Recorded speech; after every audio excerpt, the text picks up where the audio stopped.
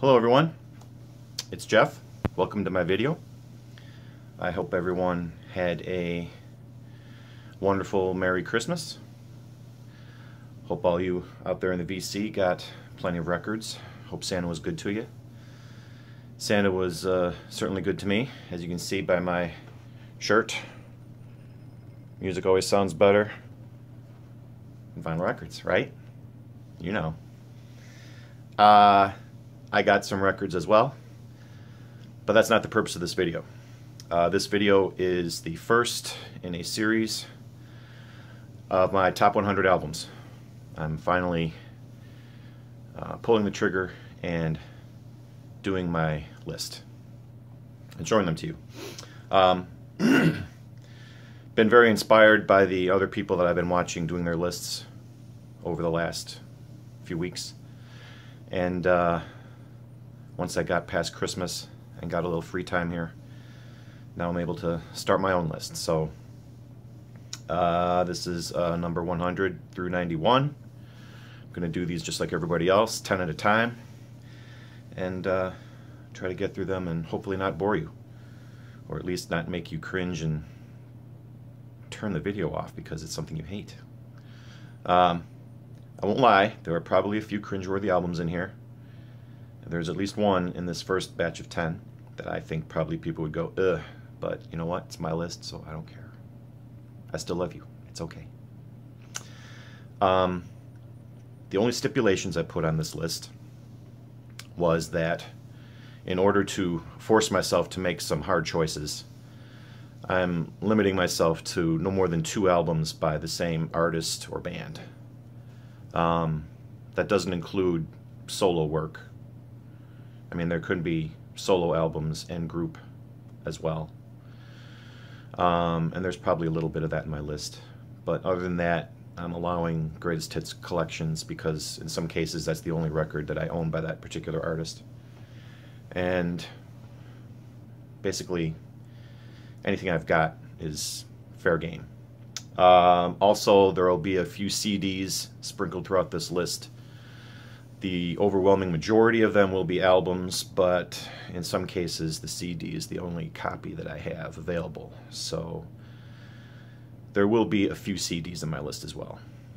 Okay, that's pretty much the rules I've set for myself, so we're going to start with number 100. The first Dire Straits album. Dire Straits probably falls under the category for me of, well, actually this album falls under the category of the one album you like by a band that you really don't. It's not that I hate Dire Straits, I'm just not a huge fan, but this album here, their first one, is fantastic. It's got energy, it's got great guitar playing, it was a great introduction to us. There's the back. The original lineup of Dire Straits. Of course, Sultans of Swing is on this one. That's the big hit. Down to the Waterline is also another great song, which I think was a semi-hit for them. I remember hearing that on the radio a lot. Yeah, basically front to back, this is a great album, although I'm not a great Dire Straits fan. So that's number 100. Number 99 is my first greatest hits collection. Sly and the Family Stone, greatest hits. I love Sly. I grew up listening to this stuff. It's funky. It's, oh, here's a vertical gatefold here. He liked his hats, didn't he? Yeah, this band, I could put this on anytime and feel happy and start dancing, which is probably something you really don't want to see. But number 99 for me is Sly and the Family Stone's greatest hits. Not that I'm trying to repeat myself with greatest hits, but again, this is the only one I have by this artist, is Donovan. I think Donovan is probably one of the great lost stars of the 60s. You really don't hear much about this guy compared to other artists or bands, and he was rubbing shoulders with, you know, the Beatles in India, and some Beatles played on some of his songs. It's pretty amazing stuff. So this greatest hits collection, really, the only song it doesn't have is Atlantis. It doesn't have Atlantis because every time I hear that song I think of Goodfellas, but basically this album, if you ever wanted to get into Donovan, is pretty much all you need. I may be speaking hastily, I don't know, but this is a fantastic album, and this is my number 98, Donovan's Greatest Hits. Number 97 is by one of those purveyors of white boy blues rock, George Thorogood. This is George Thorogood's first album. I picked this up, I think not last year, the year before, at a wonderful estate sale. Original pressing. There's the back cover, and of course one of the all-time greatest George songs is on this album, One Bourbon, One Scotch, One Beer. It's an all-time classic. Madison Blues is on this one. Can't Stop Lovin', You Got to Lose. Getting a lot of, this cover is very shiny. I'm getting a lot of reflection off this one, but yeah. George Thorogood and the Destroyers easily deserves a place on this list, and he's pretty much a good time rock, blues rock type of band, but how can you not love George, honestly? This is number 96. My first CD of the list comes up on number 96. This is Cure for Pain. It's by a band called Morphine. And to describe the Morphine sound, it's a trio of drums, sax, and two-string bass. And Morphine kind of sort of got a little bit famous in the 90s. And I've seen these guys, geez, a couple times throughout that decade. And the lead singer and the two-string bass player, his name is Mark Sandman. He died in 2000. I think he died on stage, or he either died on stage or he died right as he got off stage from a heart attack, I believe. But to describe the Morphine sound, it's kind of like, it's almost like watching a noir movie from like the 50s.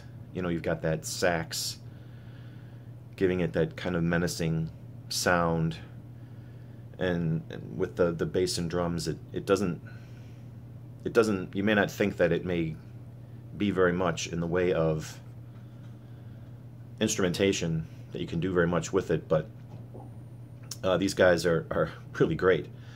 Mark Sandman had a great deep voice, and he's sung about, you know, songs of love lost, and I mean, this whole album is pretty much front to back a classic. This was their second album, Cure for Pain.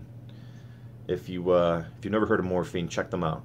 I think you'll like them. I think they put out like 4 or 5 albums in their career in the 90s before Mark Sandman died. But I really like Morphine, so this was one of the first. This is one of the first records that I thought of when I was compiling this list. When I was working backwards from 100, so I definitely had to make a place for these guys on my list. This is number 96, Cure for Pain. Okay, number 95 is kind of a no-brainer, really. I don't think for anyone. Thriller by Michael Jackson. I mean, there's a reason this is the best-selling album of all time. I mean, no matter how many times you've seen it on MTV, like me, no matter how many times you've seen the videos, no matter how many times you hear the songs, they're still great. I mean, You can put Billie Jean on anywhere and people will start dancing. It's just a great song. This is a great album. It's just one of those once-in-a-lifetime perfect storm type of records where just about every track on here was a hit. And this is how I like to think of Michael Jackson in the Thriller era. I know as he went on, he had a lot of issues and he got a lot of bad press, and he maybe did some bad things. I don't know. But this is how, whenever I think of Michael Jackson, this is pretty much where I stop as far as his music, and this is how I like to remember him, through this album, Thriller. This should be on just about everybody's list, I would think. I mean, I don't know. It just seemed to cross so many genres and boundaries. I love Michael Jackson. I ain't afraid to say it. Another guy I'm not afraid to say I like is Robert Palmer. This was his first album, Sneakin' Sally Through the Alley. And here's the back cover. I showed a Little Feat album a couple of videos ago, the Sailing Shoes album, and this he covers it on this album. He does a kind of like a medley, like the first three songs kind of blend into each other. Sailing Shoes, Hey Julia, and then Sneakin' Sally Through the Alley. They all kind of blend into one big long track. And it almost takes up the entire side. But it's great. I mean, and Little Feat, I think, was Little Feat the backing band on them? I don't know, the credits aren't on the back here. But I'm pretty sure they were. So this is a great, funky album to listen to. It's very different. If you only think of Robert Palmer as the Addicted to Love guy from MTV, listen to this album. This will certainly change your mind, or maybe change your opinion a little bit about him, because he's a great singer and he had some great funky tracks, and a lot of them are on this album. Sneakin' Sally Through the Alley. That was number 94. 94. Okay. Number 93 is by a band that I just discovered probably about this time last year. I would love to see these guys live. I haven't yet. They remind me very much of the old school Allman Brothers jam band sound, which I guess is no surprise because it's the Tedeschi Trucks Band. And Derek Trucks, who was the nephew of Butch Trucks, who was the drummer for the Allman Brothers, also was the guitarist for the Allman Brothers Band. And he's married to Susan Tedeschi, who's the lead singer. And this is just a great album. It's very... here's the back cover. Shows you the track list. There's really not much here. Just no picture. Show you the gatefold. Yeah, there we go. Kind of like an old school type of gatefold album. But yeah, there's great guitar work here. There's great songs, great singing, and I would imagine seeing them live, they probably stretch these songs out a lot more. So a lot of these songs are on YouTube, and there was a video that they did for NPR, the Tiny Desk concerts, featuring the Tedeschi Trucks Band. So if you're interested at all in checking their sound out, look those videos up. But yeah, this is a great album, and I'll probably be following these guys as they go along, hopefully releasing more albums, and hopefully someday I'll get to see them. But they are number 93, Let Me Get By the Tedeschi Trucks Band.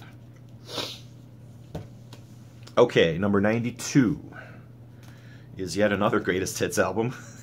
Sorry. This is the only record I got by these guys, but I'll tell you, it's worth it. It's The Fifth Dimension, greatest hits.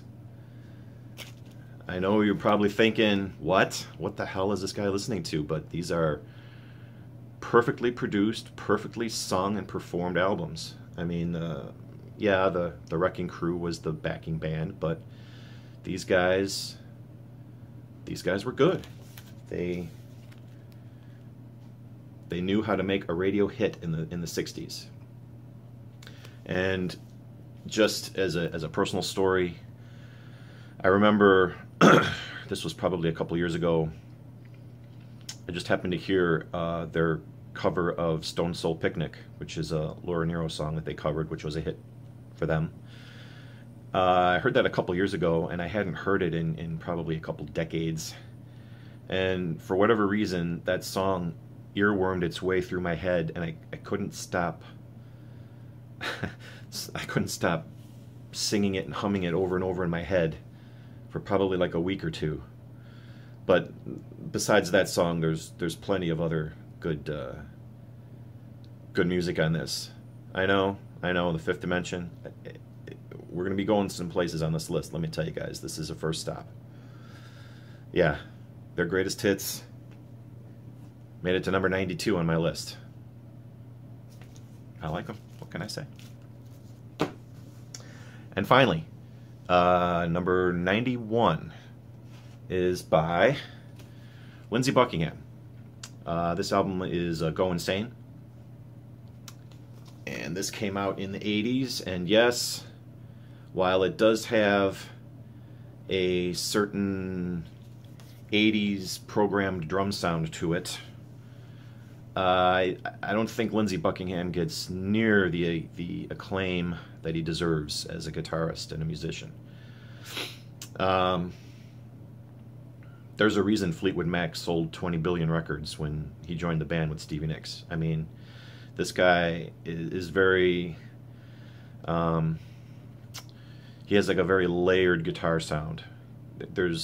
When I listen to his stuff, sometimes I'll just focus in on the guitar parts, and you can hear different things every time you listen to songs. And it's very detailed, it's very layered, it's very, kind of just perfectly played. He's not the greatest lyricist, but that's really not his strength. His strength is guitar playing and music. And this album is a perfect example of that. The title track, you may have heard before. It was on the radio back in 1984, which I think is when this album came out. 1984. So, I've always been a fan of Lindsey Buckingham. He's a great singer too. He's got a great voice, and I think he gets overshadowed a lot in Fleetwood Mac, especially by Stevie Nicks and Christine McVie and the other, who are basically more the main singers in the band than him. But when thinking of a top 100 list, I had to put a Lindsey Buckingham album in here. So this is where he ends up, number 91. And there you go. Those are the first 10. Hopefully, I'll be able to keep the pace up. I hope to do at least one of these a week. And before you know it, we'll be hitting number 1. All right. Thank you for watching. If you made it this far, I appreciate it. Thank you. Thank you for liking, subscribing, commenting. And I will probably be back hopefully a little bit later this week with my regularly scheduled programming. I have a few Christmas albums to show you that I got. And I'll talk to you again soon. Take care, everyone. Peace.